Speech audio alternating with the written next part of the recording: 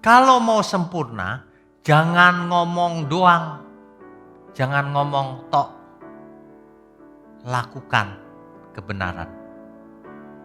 Barulah itu sempurna. Iman yang cuma ada di pikiran itu sia-sia. Tapi iman yang sudah menjadi perbuatan, menjadi karakter, itulah iman yang sempurna. Amin ya. Oke. Jadi sempurna ini dalam bidang apa?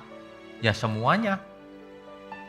Soal makan minum, soal bicara, soal bergaul dengan sesama, soal memandang lawan jenis.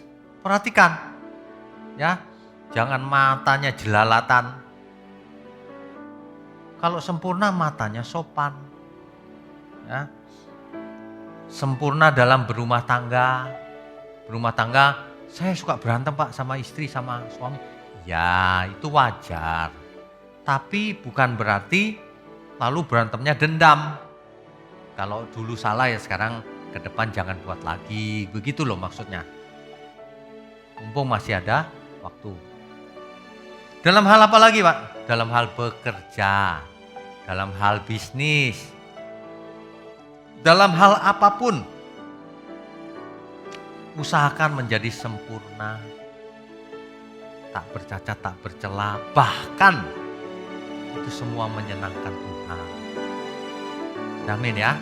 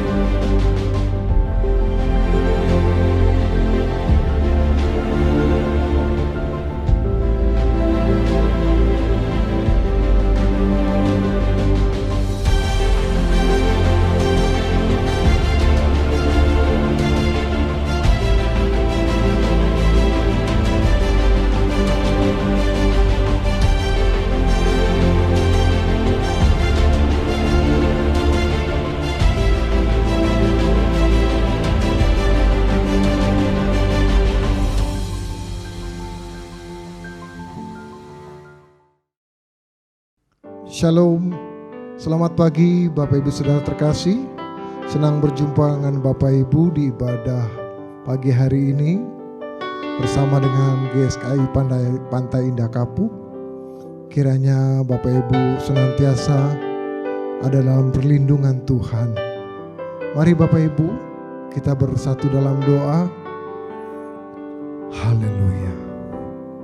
Bapa di surga, terima kasih Bapa. Pagi hari ini kami datang di hadapan-Mu, merendahkan diri, memuji dan menyembah-Mu ya Bapa. Kami mau masuk dalam hadirat-Mu, layakan dan kuduskan kami pribadi lepas pribadi. Terima kasih Tuhan untuk semua anugerah-Mu. Terpujilah Engkau ya Bapa, di dalam nama Yesus kami berdoa. Amin.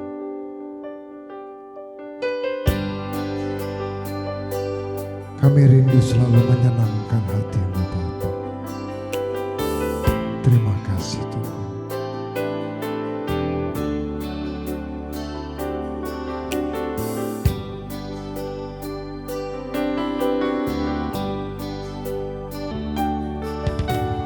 Tuhan, ku mau menyenangkan-Mu.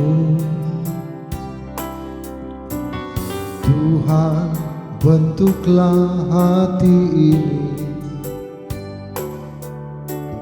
jadi bejana untuk hormat-Mu, cemerlang bagai emas murni.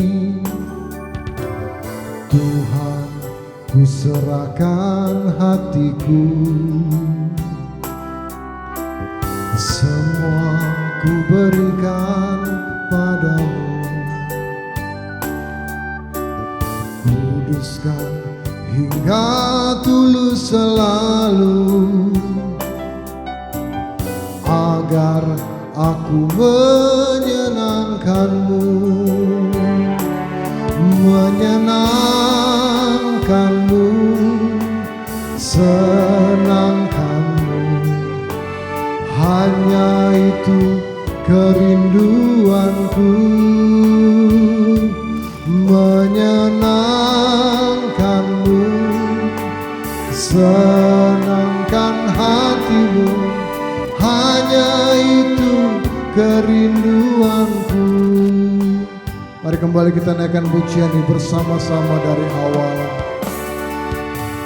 Tuhan, ku mau menyenangkan-Mu. Tuhan, bentuklah hati ini jadi bejana untuk hormat-Mu, cemerlang bagai emas murni. Tuhan, ku serahkan hatiku, semua ku berikan padamu. Kuduskan hingga tulus selalu,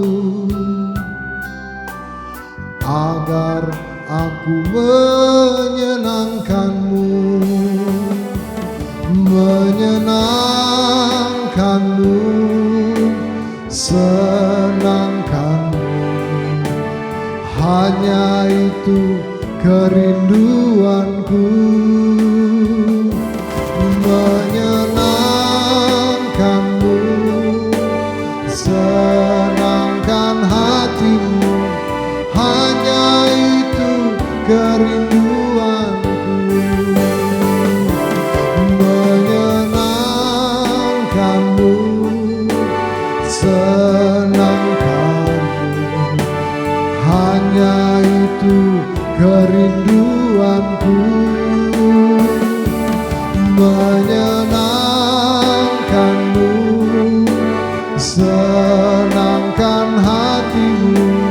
Hanya itu kerindu. Sekali lagi katakan menyenangkan-Mu, menyenangkan-Mu, senangkan-Mu.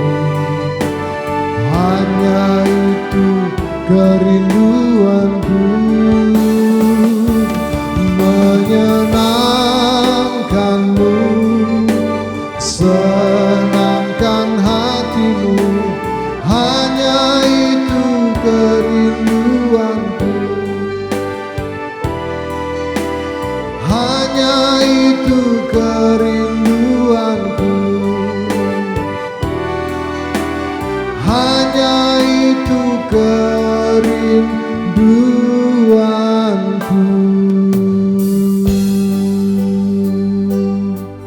Kami bersyukur, terima kasih. Kami mau menyenangkan hatimu Bapa, selalu di hadirat-Mu, bersama para malaikat menyembah-Mu yang kudus. Terpujilah nama-Mu. Terima kasih. Haleluya.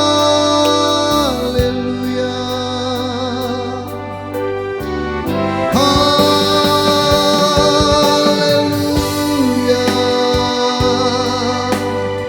Segenap hidup kami persembahkan bagi-Mu ya Bapa. Dimuliakan, ditinggikanlah selama-lamanya. Syukur Tuhan. Terima kasih Bapa. Mari Bapak Ibu yang ada di rumah, kita bangkit berdiri dengan hati yang tulus. Angkat tanganmu dan katakan bersama-sama, dimuliakan,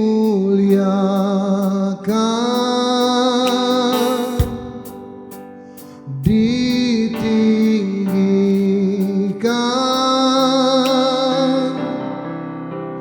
Yesus Tuhan, Kau Rajaku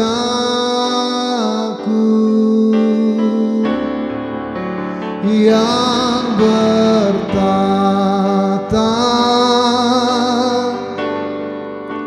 yang berkuasa,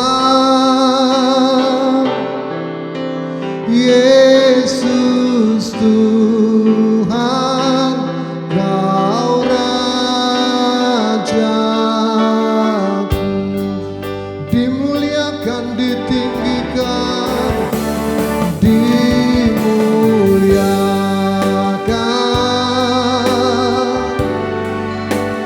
ditinggikan,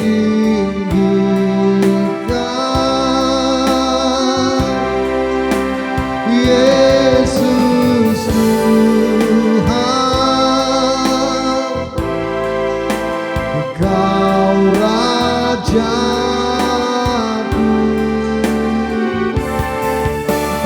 yang bertata,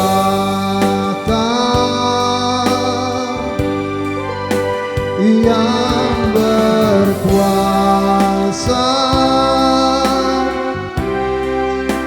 Yesus Tuhan, Kau Raja.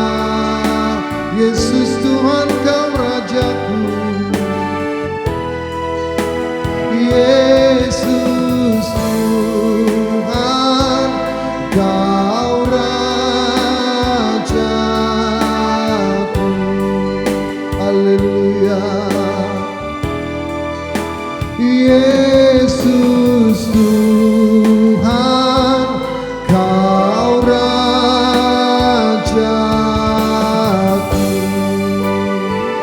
Haleluya.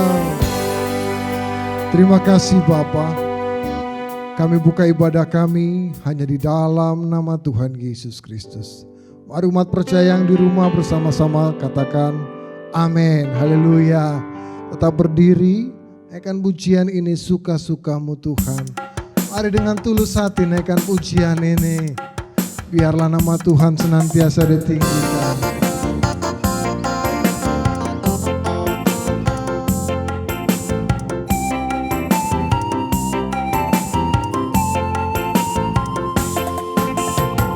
Haleluya. Sungguhlah hidupku telah ditebus.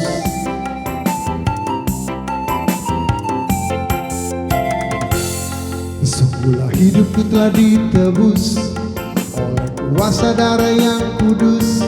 Sekarang hidupku bukan milikku lagi. Apapun yang Tuhan mau lakukan, apapun yang Tuhan mau inginkan, asalkan Tuhan ku senang, semua ku relakan, namanya dimuliakan. Sungguhlah hidupku telah ditebus oleh kuasa darah yang kudus. Sekarang hidupku bukan milikku lagi. Amin. Apapun yang Tuhan mau lakukan, yang Tuhan mau inginkan, asalkan Tuhan ku senang, semua ku relakan, namanya dimuliakan.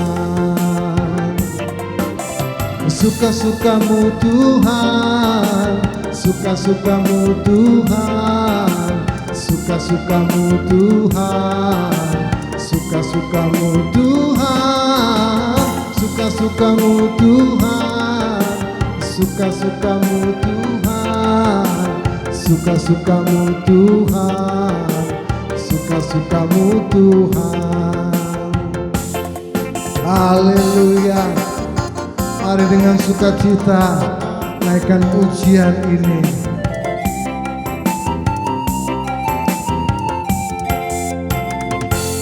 Sungguhlah hidupku telah ditebus oleh kuasa darah yang kudus. Sekarang hidupku bukan milikku lagi. Apapun yang Tuhan mau lakukan, apapun yang Tuhan mau inginkan, asalkan Tuhan ku senang, semua ku relakan, namanya dimuliakan. Suka-sukamu Tuhan, suka-sukamu Tuhan, suka-sukamu Tuhan, suka-sukamu Tuhan, suka-sukamu Tuhan, suka-sukamu Tuhan, suka-sukamu Tuhan, suka-sukamu Tuhan, suka-sukamu Tuhan, suka-sukamu Tuhan, suka-sukamu Tuhan, suka-sukamu Tuhan, suka-sukamu Tuhan, suka-sukamu Tuhan, suka-sukamu Tuhan. Suka sekali lagi katakan, suka-sukamu Tuhan, suka-sukamu Tuhan, suka-sukamu Tuhan, suka-sukamu Tuhan, suka-sukamu Tuhan, suka-sukamu Tuhan, suka-sukamu Tuhan, suka-sukamu Tuhan, suka-sukamu Tuhan, suka-sukamu Tuhan. Haleluya. Silakan duduk kembali Bapak Ibu Saudaraku. Haleluya. Sukacita kita akan semakin lengkap ketika kebenaran firman Tuhan disampaikan. Biarlah kami rindu selalu mendengar suara-Mu ya Bapa. Terima kasih Bapa. Jadikan hati kami tanah yang subur untuk ditaburi kebenaran.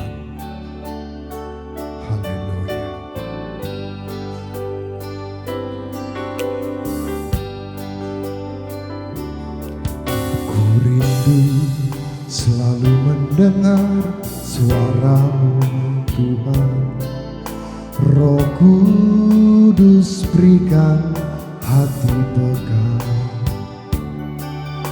agar ku pahami kehendak-Mu dan turuti rencana-Mu.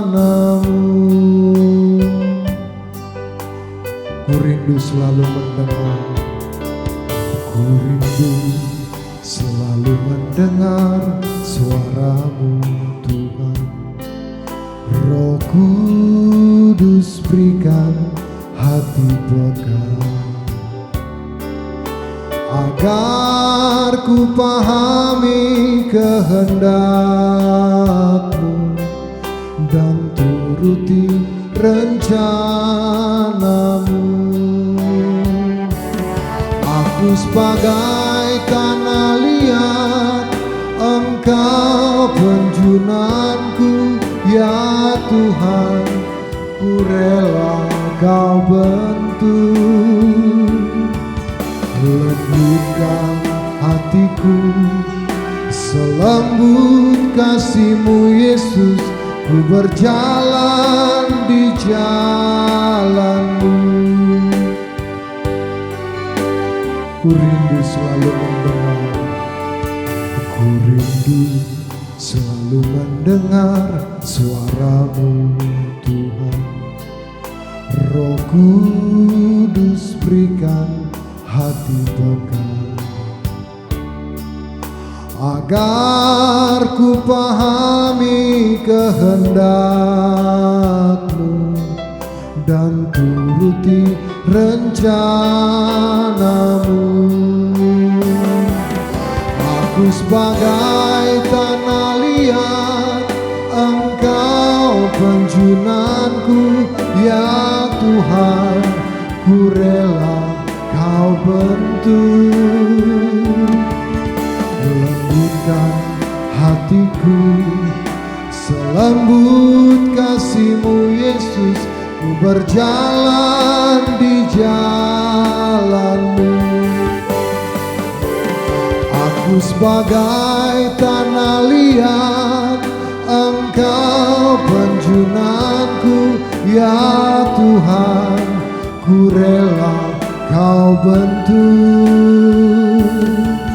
Lembutkan hatiku, selembut kasih-Mu Yesus, ku berjalan di jalan. Sekali lagi katakan dengan tulus. Aku sebagai tanah liat, Engkau penjunanku, ya Tuhan, ku rela Kau bentuk. Lembutkan hatiku, selembut kasih-Mu Yesus, ku berjalan di jalan, ku berjalan di jalan-Mu, ku berjalan di jalan, ku berjalan, ku berjalan di jalan-Mu.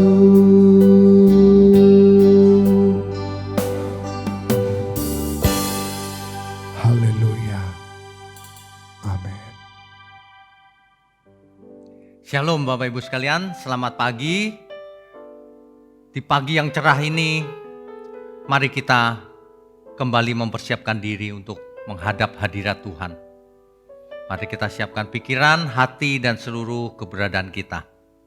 Pagi ini kita akan belajar satu kebenaran yang akan berdampak dalam hidup kita. Karena Tuhan sudah mati buat kita. Apa respon kita? Mari kita siapkan hati, mari kita berdoa. Bapa di surga, pagi ini kami kembali hadir Tuhan. Berbicaralah kepada kami. Kami mau mendengar firman-Mu, kami mau belajar kepada Tuhan. Agar seluruh hidup kami tidak mengecewakan Tuhan. Kami mau belajar menyenangkan hati Bapa di surga. Melakukan tugas yang diberikan Tuhan Yesus. Pakai channel ini untuk memberkati banyak orang. Berkati mulut hamba-Mu untuk menyampaikan kebenaran ini. Hanya di dalam nama Tuhan Yesus kami berdoa. Amin. Bapak Ibu sekalian, ada satu kebenaran yang kadang-kadang diajarkan secara meleset oleh pihak-pihak tertentu. Ini yang akan kita bahas pada kesempatan ini. Iman itu menentukan seseorang selamat atau tidak. Jelas itu. Tidak ada seorang pun yang tidak setuju. Kalau seseorang beriman benar tentu ia selamat. Seseorang yang tidak beriman tentu tidak selamat. Sesederhana itu. Yang menjadi masalah adalah ada saja yang mengajarkan bahwa iman itu diberikan oleh Tuhan juga. Jadi manusia secara pasif diberi iman oleh Tuhan. Seolah-olah semuanya adalah kedaulatan Tuhan untuk melakukan itu. Seolah-olah manusia berdiam diri saja disuntik iman oleh Tuhan. Begitu. Dan teologi ini nyata di sekitar kita. Tapi coba kita periksa apa kata Alkitab. Ya, sebab Alkitab adalah firman Tuhan yang diinspirasikan oleh Roh Kudus. Jadi Alkitab pasti benar. Tafsir manusianya lagi bisa salah. Ya. Jangan sampai kita salah menafsir. Coba kita perhatikan nas berikut ini. Efesus 2 ayatnya yang ke-8. Efesus pasal 2 ayatnya yang ke-8. Saya bacakan ya. Sebab karena kasih karunia, kamu diselamatkan oleh iman. Itu bukan hasil usahamu, tetapi pemberian Allah. Nah ini dia. Kalau ternyata iman itu pemberian Allah, maka manusia diam saja lalu tiba-tiba diinjeksi iman oleh Tuhan. Tanpa sepengetahuan manusia itu. Seolah-olah begitu. Apakah benar begitu? Nah, ayat ini tidak salah. Yang salah adalah manusia yang membacanya. Kenapa bisa salah? Karena sudah memiliki premis di pikirannya. Sehingga salah. Kalau kita baca perlahan-lahan ayat ini, coba kita baca lagi. Sebab karena kasih karunia kamu diselamatkan oleh iman. Itu bukan hasil usahamu, tapi pemberian Allah. Nah, yang diberikan oleh Allah apa? Pertanyaannya. Apakah iman? Coba saya bacakan lagi. Sebab karena kasih karunia kamu diselamatkan oleh iman. Itu bukan hasil usahamu. Yang mana yang bukan hasil usaha kita? Sebab oleh kasih karunia kamu diselamatkan oleh iman. Itu bukan hasil usahamu tapi pemberian Allah. Nah, jadi yang Allah berikan itu apa? Nah, ini kesalahan yang serius dalam hal ini karena tidak meneliti konteks dekat maupun konteks jauhnya. Konteks jauh itu seluruh Alkitab.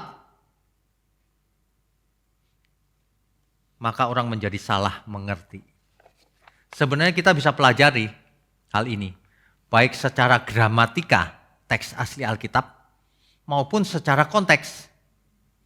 Secara tata bahasa, yaitu bahasa Yunani yang dipakai untuk menulis perjanjian baru, kita juga bisa tahu apa sebenarnya yang dimaksud oleh ayat ini. Ya, kesalahan interpretasi atau misinterpretasi dari ayat ini akan mengakibatkan orang berpikir bahwa kedaulatan Tuhan menghilangkan kehendak bebas manusia. Bahwa manusia nggak punya kesadaran, semuanya sebenarnya sudah diberikan oleh Tuhan. Makanya teologi tertentu mendukung premis ini dengan membuat teori bahwa manusia nggak punya kehendak bebas. Manusia nggak bisa pilih mana yang baik, mana yang jelek. Manusia nggak punya akal budi. Begitu, ngepas-ngepasinya begitu supaya teorinya benar. Ya, Tapi coba kita secara jujur melihat kebenaran. Apa sih faktanya menurut Alkitab? Ya. Kalau kita salah mengerti seolah-olah Tuhan itu penggerak semua perbuatan manusia. Seolah-olah saya khotbah begini digerakkan mulut saya oleh Tuhan secara langsung. Seolah-olah di remote control dari surga. Begitu pengertian banyak orang. Ini jelas salah. Kalau demikian halnya maka bagaimana kalau kita orang percaya loh ya, saya nggak bicara orang nggak percaya. Bagaimana kalau saya buat salah? Karena saya masih bisa buat salah tanpa sengaja tentunya. Tidak mungkin saya berbuat salah secara sengaja. Apakah Tuhan yang menggerakkan? Nggak sengaja loh. Apakah Tuhan tidak mampu mencegahnya? Nah, banyak orang tidak konsisten ketika melakukan tafsir atau interpretasi terhadap Alkitab. Faktanya, kita bicara fakta ya. Faktanya Tuhan memerintahkan semua manusia. Untuk apa? Untuk bertobat. Untuk percaya. Itu faktanya demikian. Masa Tuhan bersandiwara? Sebenarnya Tuhan yang memberikan iman. Lalu Tuhan, ayo percaya, ayo bertobat. Loh, kan Tuhan yang memberi. Nggak cocok bukan? Teori yang salah itu kontradiksi dengan dirinya sendiri. Standarnya ganda. Ya, kita jangan mau ikut orang-orang yang mengajarkan interpretasi yang salah terhadap ayat ini. Percaya atau tidak percaya, jika itu adalah tindakan Tuhan di luar kendali manusia, maka seluruh perintah Tuhan agar manusia percaya menjadi kontradiksi dong. Absurd itu teologi. Lah kalau Tuhan yang memberikan segalanya, yang menggerakkan segalanya, kenapa Tuhan menegur semua manusia supaya bertobat, supaya belajar dari dirinya, supaya mengerjakan keselamatan dengan takut dan gentar, supaya berjaga-jaga, supaya banyak sekali yang supayanya itu. Supaya mengerti kebenaran, supaya menjadi murid Kristus. Berusahalah kamu. Oh, jelas itu perintah Tuhan. Perjanjian Baru jelas mengajarkan bahwa bertobat dan percaya itu adalah kewajiban manusia. Ingat baik-baik, itu kewajiban manusia. Manusia yang harus melakukannya dengan kesadaran penuh tanpa di remote control dari surga. Karena Tuhan menginginkan pertobatan yang tulus. Yang timbul dari diri kita, diri manusia.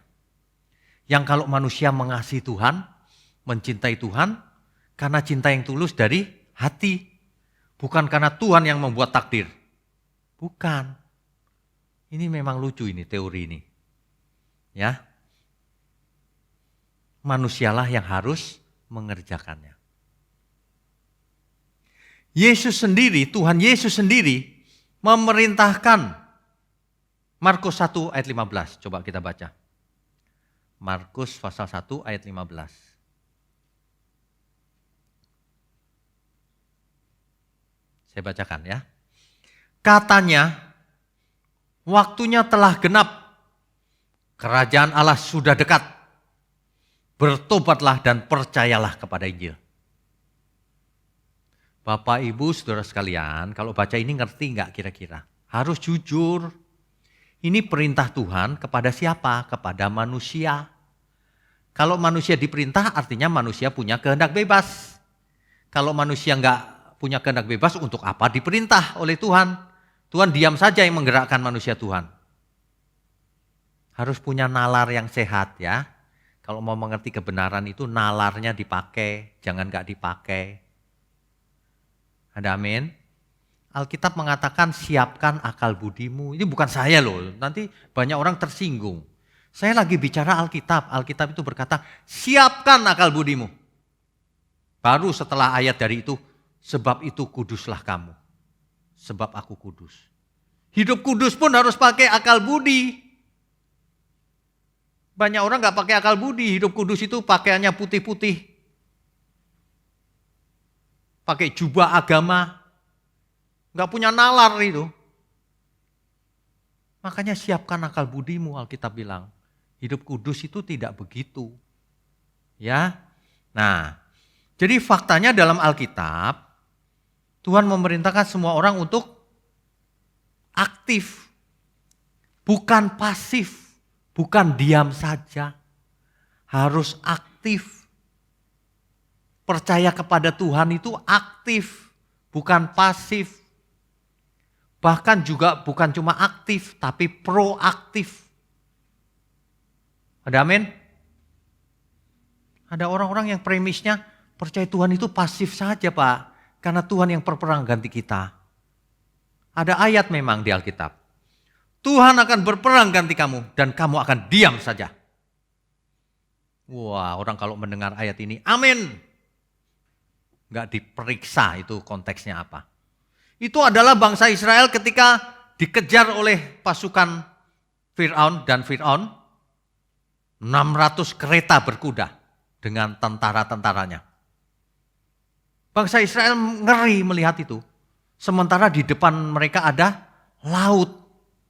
Laut Teberau. Lari kemana aku? Mati aku. Lalu Tuhan berfirman. Musa yang memberitahukannya. Tenang, Tuhan akan berperang ganti kamu. Dan kamu akan diam saja. Begitu maksudnya. Israel diam saja, laut terbelah. Tuhan buka jalan. Itu artinya jangan diartikan sembarangan. Bahkan bangsa Israel sekarang gak boleh diam saja. Makanya mereka giat bekerja. Banyak orang itu ngawur. Ambil ayat Alkitab diterapkan hari ini. Hari ini kita gak usah apa-apa Pak.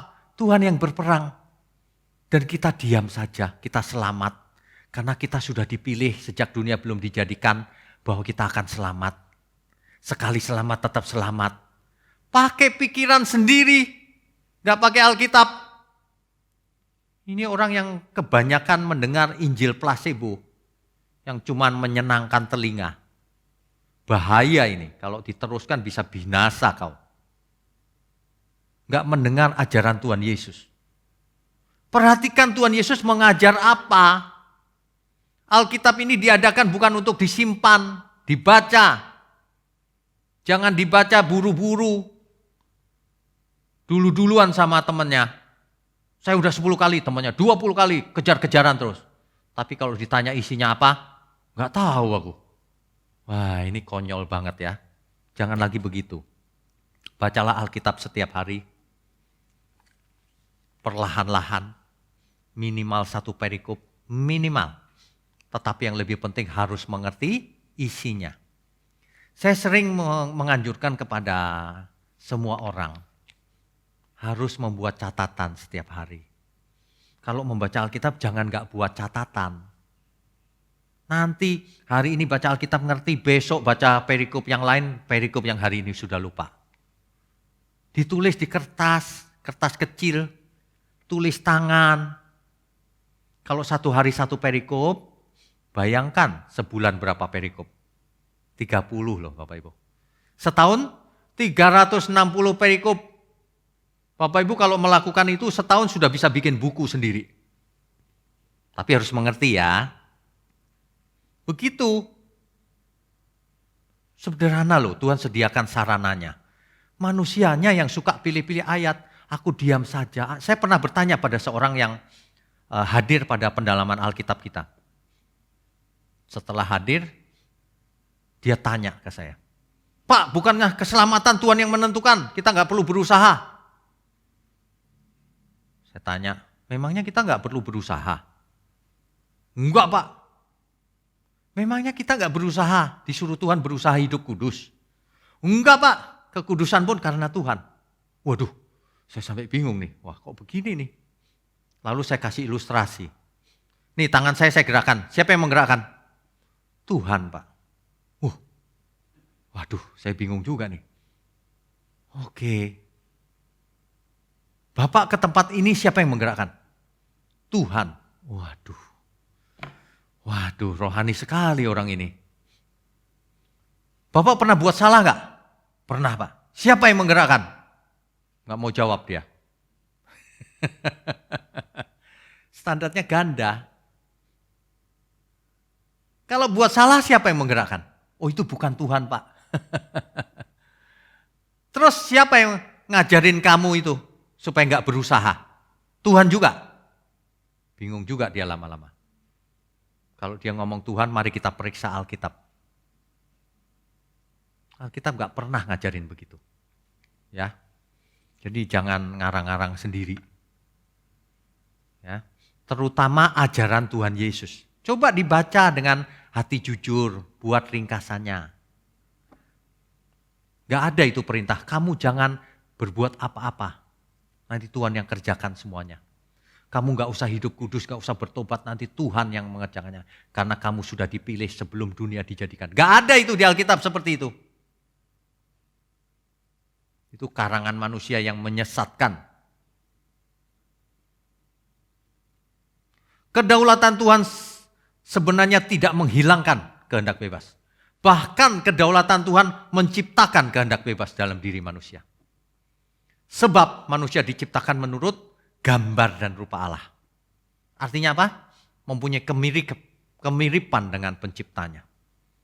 Kalau penciptanya punya pikiran, perasaan, dan kehendak bebas, maka manusia ciptanya punya pikiran juga, perasaan juga, dan kehendak bebas. Sama. Cuma pencipta kita maha sempurna. Manusia tidak sempurna. Tapi harus sempurna. Bukan sebagai Tuhan atau sebagai Bapa. Sempurna sebagai manusia. Harus. Ada amin ya semua ya. Nah, jadi kembali ke pertanyaan. Jadi apa yang diberikan Tuhan? Di Efesus tadi. Efesus 2 ayat 8. Sebab karena kasih karunia kamu diselamatkan oleh iman. Itu bukan hasil usahamu tapi pemberian Allah. Apa yang pemberian Allah itu apa di kalimat itu? Kita periksa konteks-konteksnya dulu ya sebelum ke kalimat itu.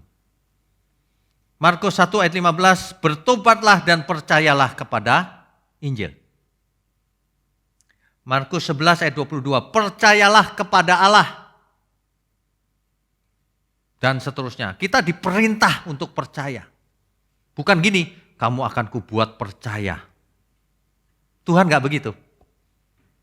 Percayalah kamu. Begitu. Kasihilah Tuhan Allahmu. Itu kalimat perintah semua itu. Supaya kita taat pada perintah itu. Sama seperti Bapa mengutus aku mengutus kamu. Kita sedang diutus oleh Tuhan Yesus. Kok malah diam saja? Gak berusaha. Anehnya Bapak itu saya tanya loh. Jadi kita sebenarnya hidup ini harus berusaha hidup kudus apa enggak sih? Tetap dijawab enggak loh sama dia. Enggak, nanti Tuhan yang membuat kita kudus. Wah ya sudah, saya sudah gak bisa ngomong kalau begitu. Kalau jawabannya Tuhan terus. Tapi waktu ditanya, kalau kamu buat salah siapa yang menggerakkan? Enggak jawab. Ciri-ciri kebenaran, ciri-ciri kepalsuan itu begitu. Enggak jujur.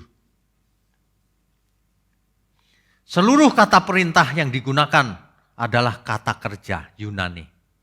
Percayalah kau. Pisteo. Ini menjelaskan bahwa yang harus percaya itu adalah manusianya. Jelas dong, percayalah kamu. Tuhan bicara sama manusia. Manusialah yang harus percaya, bukan Tuhan yang mengerjakan.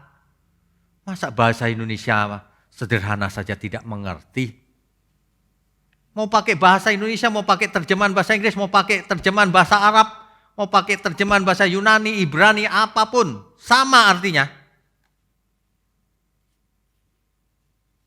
Jangan diubah-ubah Alkitab itu. Bandel. Itu orang-orang yang membela teorinya sendiri tuh, teori predestinasi. Enggak sesuai Alkitab itu. Ya. Enggak jujur sih. Sudah dijelaskan berkali-kali nanti ngomongnya itu lagi. Keselamatan bukan karena perbuatan baik. Sudah dijelaskan memang bukan, tapi kita harus berbuat baik. Bahkan harus sempurna. Apa itu? Melakukan kehendak Dia yang mengutus aku. Kehendak Tuhan Yesus. Kan mengutus kita Tuhan Yesus. Kalau Tuhan Yesus melakukan kehendak Dia yang mengutusnya. Bapa yang mengutus Tuhan Yesus. Ini ada secara sistematis ada usaha dari kegelapan sebenarnya. Merusak pikiran orang percaya supaya percaya bahwa semuanya Tuhan yang menggerakkan. Makanya orang-orang yang teologinya itu tidak berusaha dengan segenap hati, segenap kekuatan untuk hidup kudus, tak bercacat, tak bercelah.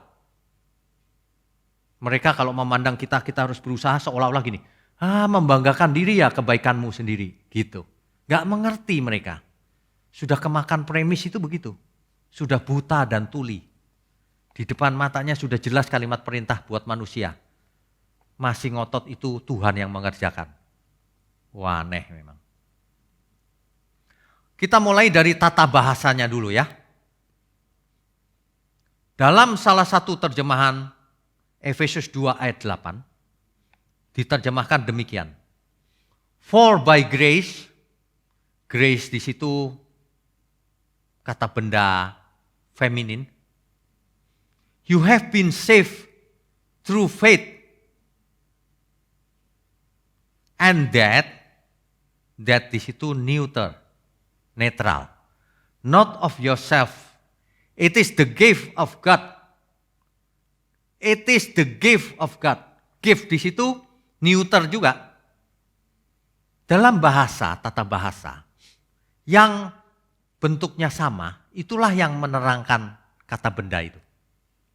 Contohnya, it is the gift of God. Inilah pemberian Allah. Pemberian di situ gendernya netral.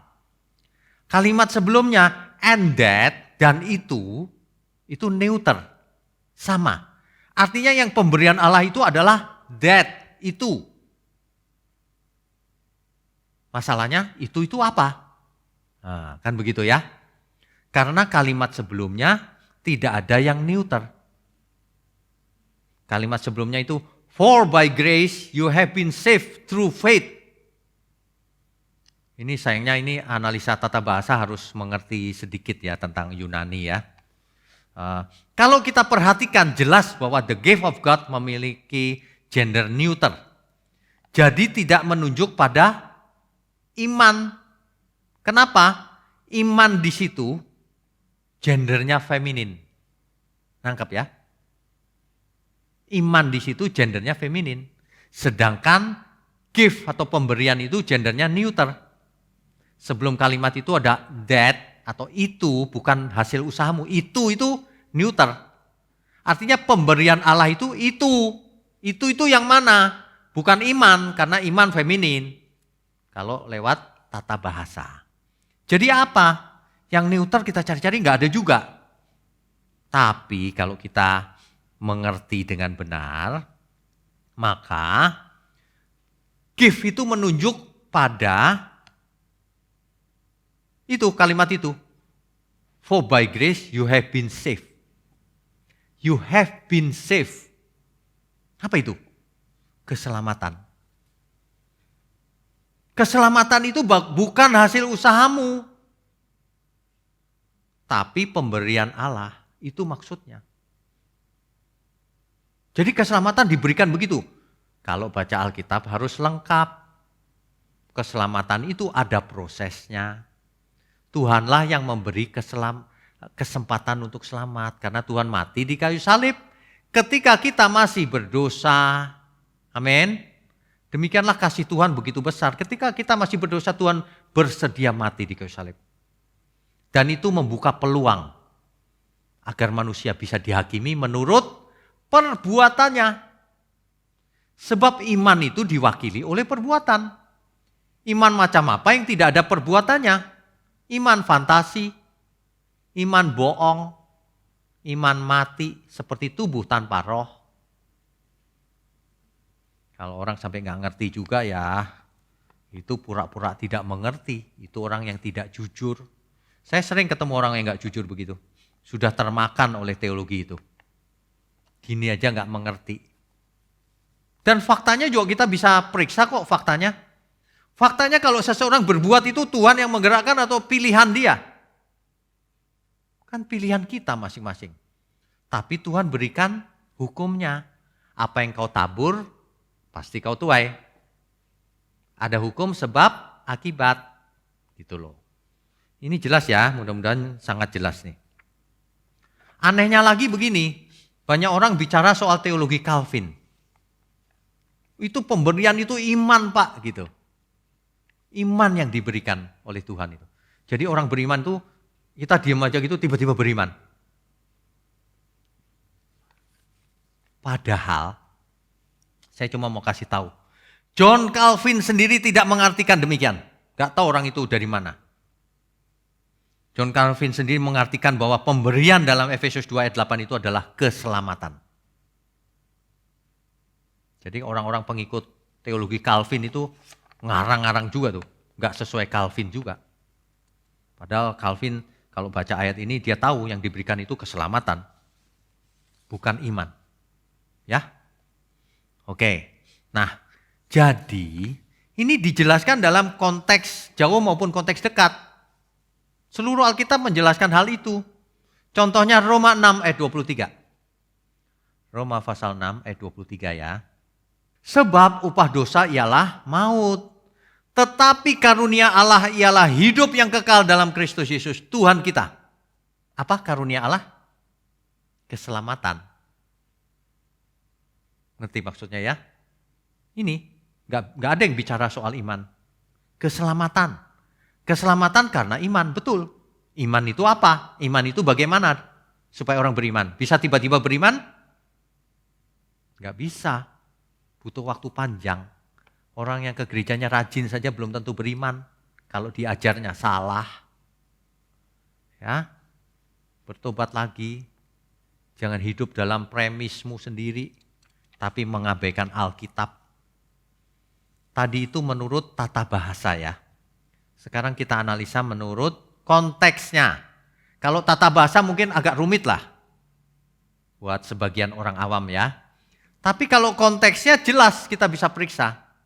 Ingat pengertian yang benar itu tidak hanya dibangun oleh 1-2 ayat. Gak boleh. Harus seluruh Alkitab. Itulah sebabnya kita harus memeriksa konteks dekat maupun konteks jauhnya. Begitu. Agar Alkitabiah. Bukan hanya ayatiah. Bapak Ibu kalau mau tahu lebih lanjut apa itu Alkitabiah bukan ayatiah. Ada khotbah lengkap saya yang di truth.id. Silahkan diakses. Di YouTube kalau search pakai nama saya pasti ketemu. Ya. Oke. Nah. Coba kita baca surat Rasul Paulus. Tadi itu Efesus 2 ayat 8 yang menuliskan Rasul Paulus tuh. Rasul Paulus menulis kepada jemaat di Efesus.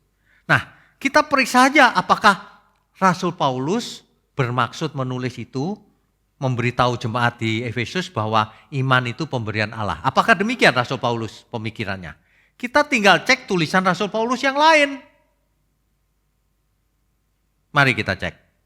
Efesus 4 ayat 20. Efesus 4 ayat 20. Coba kita baca ya. Harus jujur kalau baca Alkitab. Tetapi kamu bukan demikian.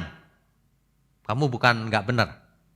Kamu telah belajar mengenal Kristus. Perhatikan baik-baik. Jadi jemaat Efesus belajar mengenal Kristus, bukan disuntik iman tiba-tiba, tapi belajar. Ini pemikiran yang dituangkan oleh Rasul Paulus berdasarkan inspirasi Roh Kudus. Dan ini nggak mungkin bertentangan dengan tulisan lain dari Rasul Paulus, sama. Nggak mungkin Rasul Paulus pelin-pelan. Ya. Nah, kemudian apalagi? Ayat 22 misalnya. Yaitu bahwa kamu berhubung dengan kehidupan kamu yang dahulu harus menanggalkan manusia lama, yang menemui kebinasaannya oleh nafsunya yang menyesatkan. Harus apa? Menanggalkan manusia lama. Itu harus.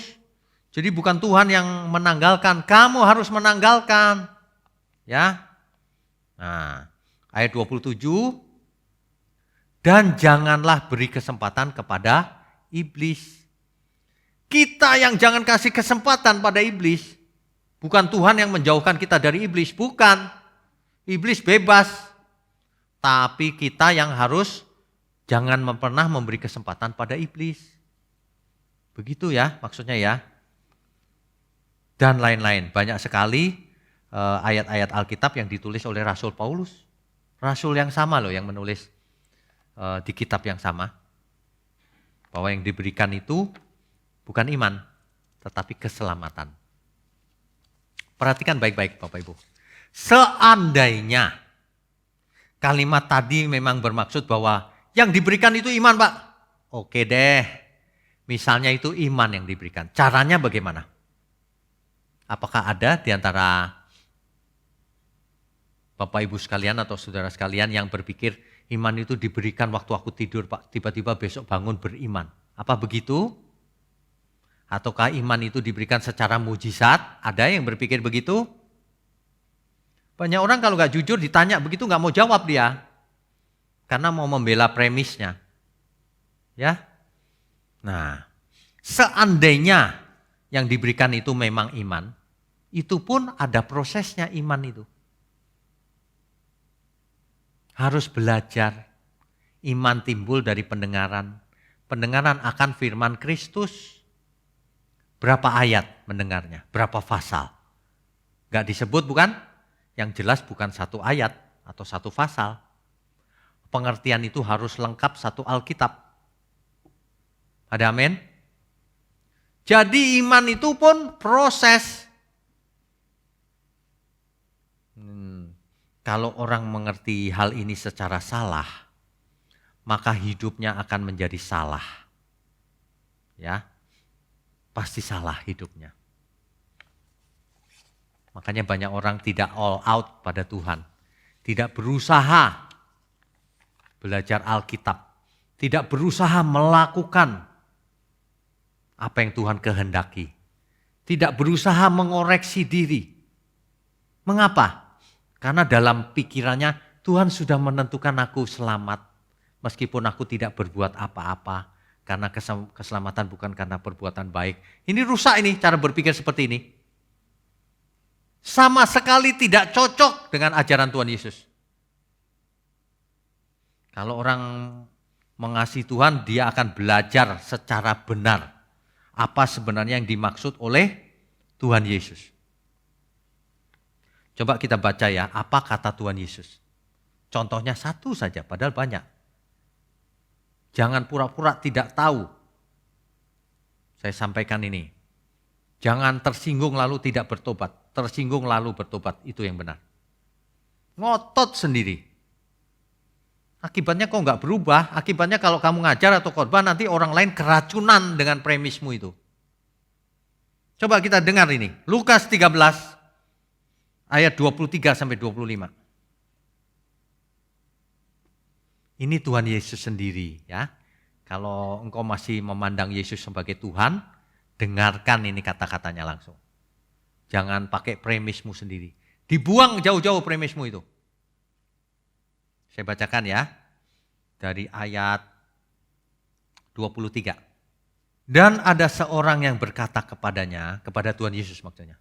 Tuhan, sedikit sajakah orang yang diselamatkan? Sedikit ya Tuhan yang selamat ya gitu. Jawab Yesus kepada orang-orang di situ. Berjuanglah. Apa saudara? Berjuanglah. Kok enggak usah berusaha. Ini bahkan juga bukan cuma berusaha tapi berjuanglah. Berjuang itu artinya mengerahkan segenap hidup kita. Berjuanglah untuk masuk melalui pintu yang sesak itu. Sebab surga itu pintunya sesak. Manusia harus berjuang. Bukan diam saja. Sebab aku berkata kepadamu banyak orang akan berusaha untuk masuk. Banyak sih yang berusaha masuk. Tetapi tidak akan dapat. Kenapa? Satu, cara masuknya salah. Mereka mengumpulkan pahala. Dia pikir pahala bisa buat bayar masuk surga. Gak bisa. Yang kedua, usaha mereka belum maksimal. Apa itu? Melakukan kehendak Tuhan, bukan perbuatan baik, tapi melakukan kehendak Tuhan. Matius 7 ayat 21 sampai 23. Baca itu berulang-ulang.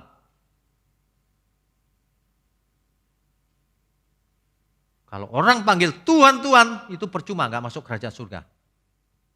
Hanya orang yang melakukan kehendak Bapa yang masuk kerajaan surga.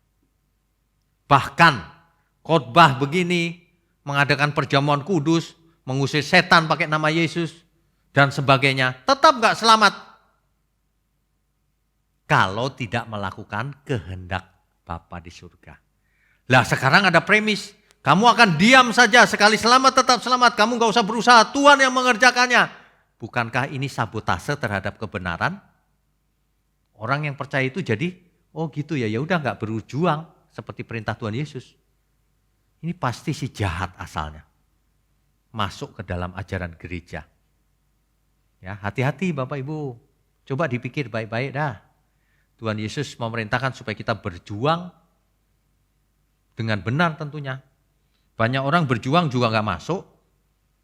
Karena gak berjuang melalui melakukan kehendak Tuhan. Berjuang dengan caranya sendiri.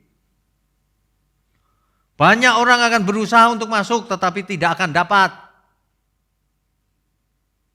Ya, banyak orang ditolak oleh Tuhan maksudnya. Kalau berusaha dengan caranya sendiri. Tapi kalau berusaha berjuang sesuai perintah Tuhan Yesus, segenap hidupku aku mau perjuangkan untuk melakukan kehendak-Mu Tuhan. Masuk ke pintu yang sempit itu. Ada amin? Ya, jadi teologi seseorang akan menentukan kualitas hidupnya. Akan menentukan seseorang bagaimana ia bergaul dengan Tuhan. Pengertian seseorang akan menggerakkan bagaimana ia hidup. Kalau seseorang berpikir iman itu pemberian Tuhan, ya udah aku diam saja, nunggu pemberian Tuhan. Maka ia akan menunggu pasif. Tapi kalau seseorang mendengar suara Tuhan Yesus, berjuanglah kamu melakukan kehendak Bapa. Waduh, aku mau belajar firman supaya mengerti kehendak Bapa, kehendak Tuhan. Siang malam aku mau lakukan, aku mau berusaha masuk pintu yang sempit itu. Tidak mungkin sih sebenarnya, tapi dengan pertolongan Tuhan menjadi mungkin. Ada amin ya? Ini kebenaran loh. Akhirnya Tuhan cuma bicara begini.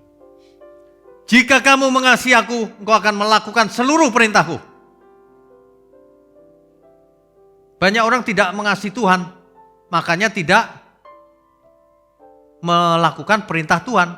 Disuruh berjuang, gak usah, nanti Tuhan yang melakukan. Jadi gak bertanggung jawab. Ada loh orang yang begini, punya hutang kan. Nanti Tuhan yang bayar, bukan aku. Itu gak punya etika itu. Siapa yang utang, siapa yang suruh bayar. Gak tahu siapa yang mengajarin begitu. Ada amin ya. Bapak Ibu ingat gak sih Tuhan Yesus mati di kayu salib 2000 tahun yang lalu. Gara-gara siapa? Gara-gara kita. Gara-gara manusia. Lah kok gak mau berjuang? Diperintah berjuang tidak mau. Bagaimana ini ya? Ingat, segala ajaran yang menentang ajaran Tuhan Yesus itu sabotase terhadap kebenaran. Dan asalnya dari si jahat. Bapak Ibu kalau mendengar yang begitu-begitu ditolak sebelum keracunan. Hidup kita cuma satu kali. Kita ikut perlombaan yang diwajibkan. Lepaskan beban dan dosa. Berlari-lari ke depan, berjuang. Bukan berjuang supaya jadi orang baik. Berjuang melakukan kehendak Bapa. Karena itu tugas kita semua. Seperti Bapa mengutus aku, kata Tuhan Yesus, aku mengutus kamu. Kita semua sedang diutus oleh Tuhan Yesus. Ada amin ya? Orang tidak menghargai kematian Tuhan di kayu salib. Kalau tidak mau berjuang hidup kudus, tak bercacat, tak bercela.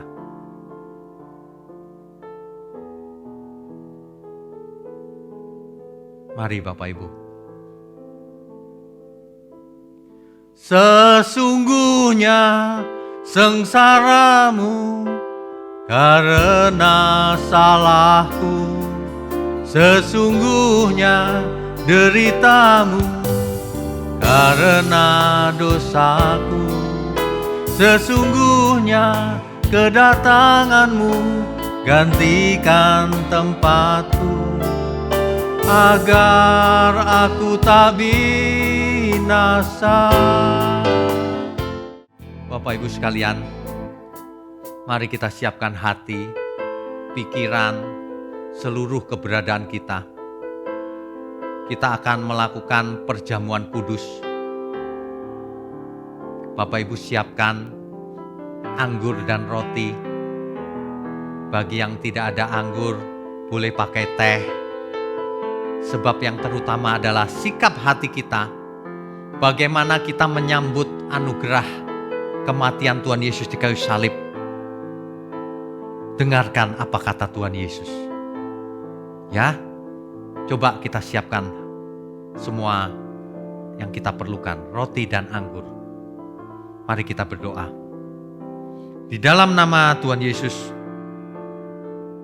kami sebentar lagi mau adakan perjamuan kudus. Berkatilah apa yang kami perbuat Tuhan. Agar semua yang kami lakukan ini sesuai titah Tuhan Yesus. Tidak menjadi sia-sia, tetapi memberitakan kematian Tuhan di kayu salib. Sehingga banyak orang mendengar, melihat kebenaran ini. Kasih Tuhan luar biasa di kayu salib. Sehingga kami semua ditebus dosa kami. Sewaktu kami masih berdosa. Bapa di surga, berkati roti dan anggur di tangan kami ini. Mari kita angkat roti di tangan kanan kita dan anggur di tangan kiri kita.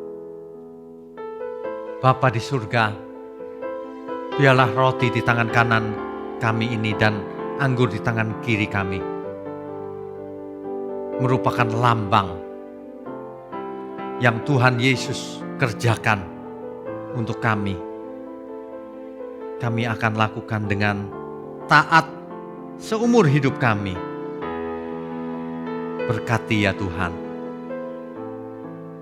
Bapak Ibu sekalian, mari kita turunkan tangan kita.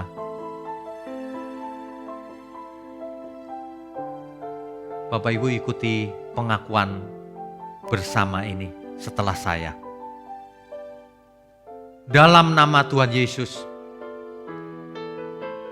aku percaya bahwa tubuh Tuhan Yesus telah dipecah-pecahkan. Darah Tuhan Yesus telah ditumpahkan bagi pengampunan dan penebusan dosa-dosaku. Oleh korban Tuhan Yesus, aku percaya bahwa aku telah dibebaskan dari kutuk dosa, kutuk maut, segala kutuk, dan api neraka. Oleh korban Tuhan Yesus, aku percaya bahwa aku telah memperoleh pengampunan dosa, keselamatan, hidup kekal, kesembuhan, pemulihan, kemenangan, dan kelimpahan berkat di dalam Tuhan. Oleh korban Tuhan Yesus, aku percaya dan menerima bahwa aku adalah milik Tuhan untuk mengabdi dan melayani Tuhan seumur hidupku sampai selama-lamanya. Mari kita angkat roti di tangan kanan kita. Bapak Ibu ikuti bersama-sama ya. Sebab apa yang telah kuteruskan kepadamu, telah aku terima dari Tuhan, yaitu bahwa Tuhan Yesus pada malam waktu ia diserahkan, ia mengambil roti dan sesudah itu ia mengucap syukur atasnya. Ia memecah-mecahkannya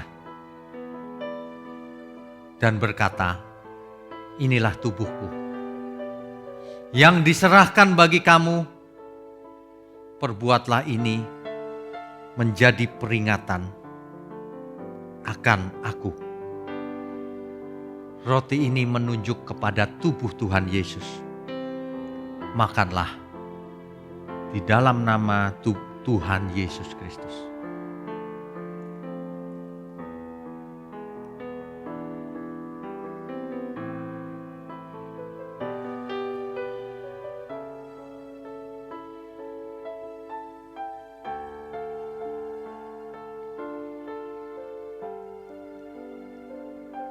Sekarang mari kita angkat anggur dengan tangan kanan kita. Demikian juga ia mengambil cawan sesudah makan lalu berkata, cawan ini adalah cawan perjanjian baru yang dimeteraikan oleh darahku. Perbuatlah ini setiap kali kamu meminumnya menjadi peringatan akan aku. Sebab setiap kali kamu makan roti dan minum cawan ini, kamu memberitakan kematian Tuhan sampai ia datang. Anggur ini menunjuk kepada darah Tuhan Yesus. Minumlah di dalam nama Tuhan Yesus Kristus.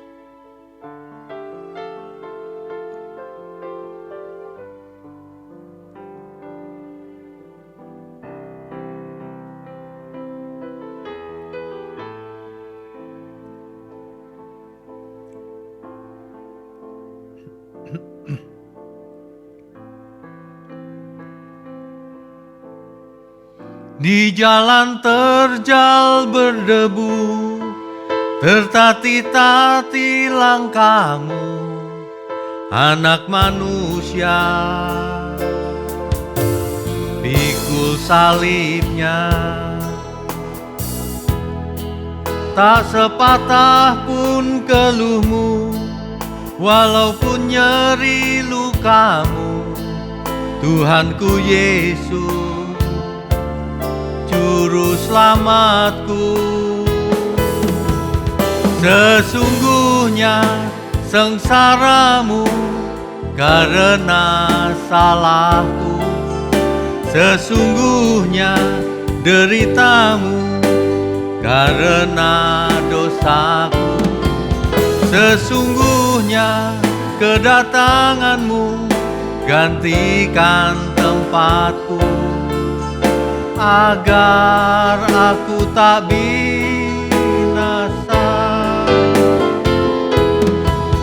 Sesungguhnya sengsaramu karena salahku, sesungguhnya deritamu karena dosaku. Sesungguhnya kedatanganmu gantikan tempatku, agar aku tak binasa, agar aku tak binasa, agar aku tak binasa.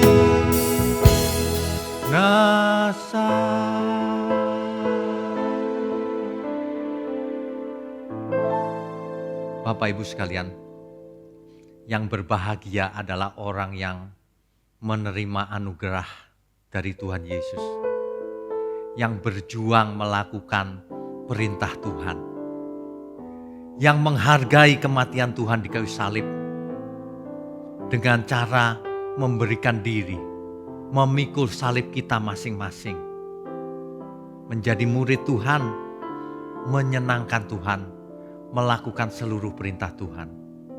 jangan pasif atau diam saja. Iman itu aktif. Iman itu adalah hasil respon dari kita kepada anugerah Tuhan di bawah pimpinan Roh Kudus. Amin ya. Mari kita tundukkan kepala. Mari kita berdoa. Bapa di surga, terima kasih untuk kesempatan di pagi ini. Kalau kami diizinkan melakukan perjamuan kudus. Sama seperti Tuhan Yesus 2000 tahun yang lalu melakukannya bersama para rasul. Bapa di surga, mohon berkat-Mu turun kepada semua kami yang mendukung pekerjaan Tuhan dengan berbagai cara. Bahkan yang sangat memberkati adalah kalau banyak orang membagikan kebenaran ini sampai ke ujung bumi. Terima kasih Bapa, berkati channel GSKI Pantai Indah Kapuk, berkati semua pelayan Tuhan di tempat ini, keluarganya, dan juga kami semua. Kami mau angkat tangan kami sambut segala berkat, baik berkat jasmani maupun berkat rohani. Di dalam nama Bapa, Putra, dan Roh Kudus. Amin. Amin.